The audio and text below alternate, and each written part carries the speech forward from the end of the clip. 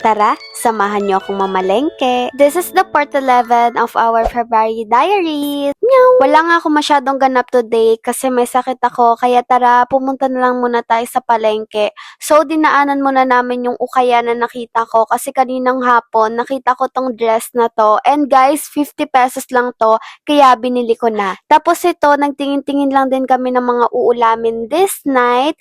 Tapos, ang napili namin is pusit. Grabe, sobrang taas na ng bilihin ngayon. Alam nyo ba guys, natandaan ko nung mga high school era ko pa lang, like kapag ganitong oras, mga 7 p.m., labasan na namin. Tapos bago umuwi, kakain muna kami ng mga isaw, mga tusok-tusok.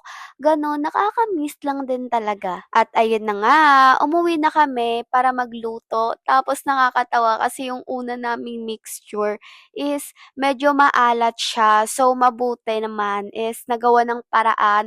And girl, ang sarap nito. Ito na yung final product. Ang dami naming nakain. Busog-lusog talaga. At ayun lang guys, magpapagaling lang ako. Kaya dito ko muna tatapusin tong video na to. And kung umabot ka dito, thank you so much for watching. Again, this is Kat here. Meow! Bye! See you tomorrow!